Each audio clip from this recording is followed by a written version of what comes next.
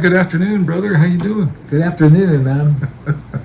Is it a good afternoon? I mean, is it it's coming into the fall season? Fall season. It's been below 100 for several days now. Oh yeah, so that's it's not always thing. you can always feel that difference. Like when it's below 100, it feels good. It does feel good, yeah.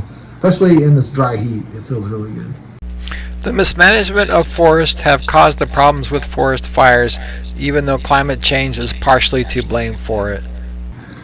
Well, so I have a beef to talk about. You got a beef? A lot of beef, but let's bring on the beef. Because we're going to talk about this here, but like there's been all this talk about forestry management, and so that caused a lot of the problems in California, and that's the beef. I mean, it's like, are they going to fix that situation, or is it going to keep going downhill? Are the trees going to be a fuel source for fires, or are we going to do something about them not being as a hazard, and that we can preserve the forest and make them better and all that, so that we do the right forestry management? Keeping that water in the soil and putting more organic matter is the only thing that's going to really help with the forestry management. Well, that is a good beef. I agree with that beef. That's top on my beef list too, because remember when we talked about when California came out and go, well, it's all these fires are happening because of climate change. We got to do something about climate change. Well, yeah, okay, that's true, but that you're talking about, okay, that's a long-term plan. What are you going to do tomorrow about the current situation with the forest fire problems? And that's what you can't just say, well, we can't worry about that now. As soon as climate change, we get better at that. Yeah, that's not gonna, that's like advocating your responsibility to something else. I mean, it's not right. So yeah, I got a beef with that too. Proper forestry management practices include keeping the ground cover so it is not bare, while removing plants that take away the water from the big trees. So, we need to hire more forest rangers.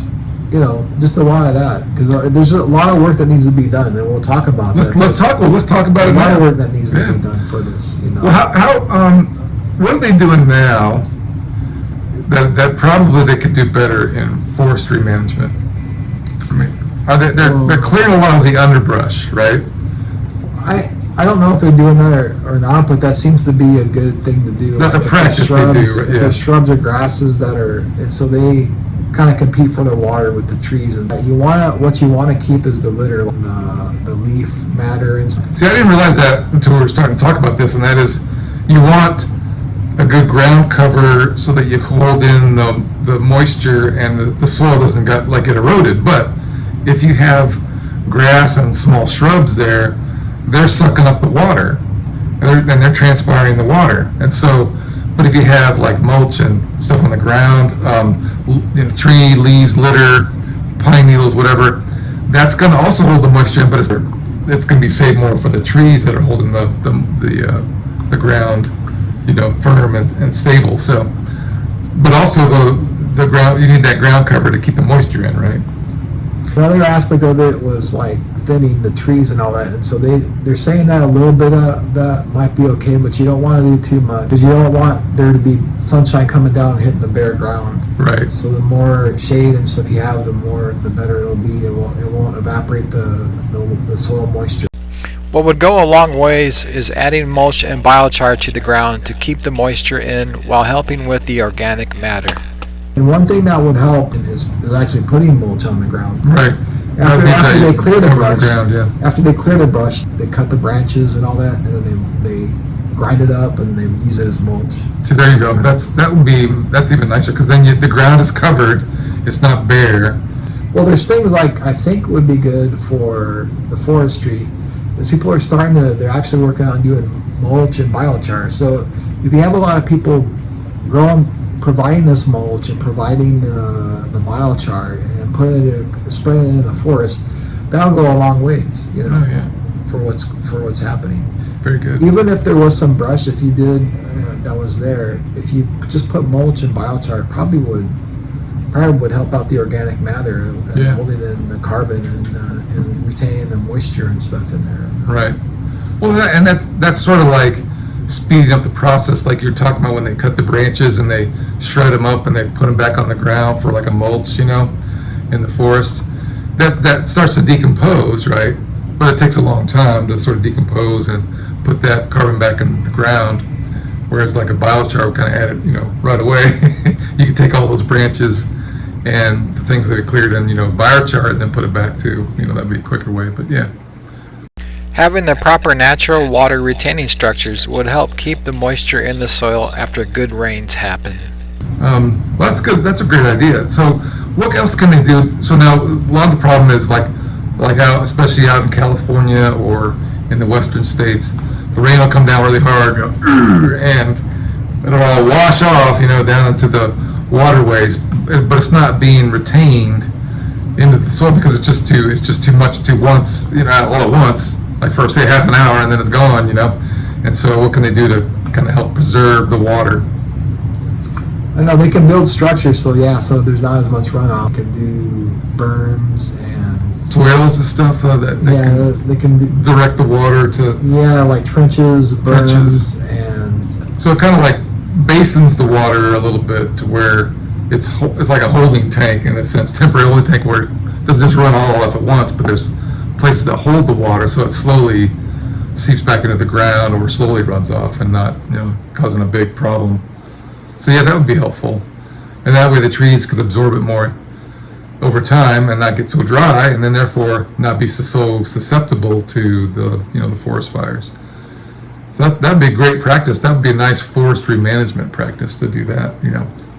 To ensure that actions are taken in the right forest, weekly testing should be done with the moisture content of the trees to see if they are dry or not. Well, I also wanted to say about it is that to do this effectively, you have to monitor the trees in the forest. Like you have to test them out. Oh yeah, tell us about that. So it's called like measuring the live fuel moisture content of the trees themselves. And so it's pretty simple. You just get a twig sample with pine needles with the needles on it, and you measure the fresh weight, and then you dry it out in an oven, and then measure the dry weight. And so then it's a percentage of the fresh weight minus the dry weight over the fresh weight. It's a percentage. So if the percentage is if it's around 80 to 90 or below 80%, then it's kind of a fire risk. But if it's above 90% or 100%, then it's the trees are all right.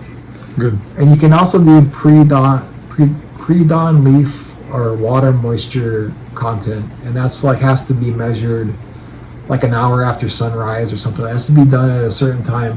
And actually an early warning system to see if those trees are actually at risk for being a fire danger. So if they do this once a week or once every 2 weeks, then that would give a good indication if they need to do more forestry management for which areas of the forest that they concentrate on the ones that are needing it. Yeah, good point. Yeah, that'd be more of a targeted and focused effort. I think that would be really good. That way they wouldn't waste their time with the limited amount of resources they have. They could focus on the ones that are really needed at the time. I think they already do this. It's just that if you hire more forestry rangers, they can set aside more labor force to do this.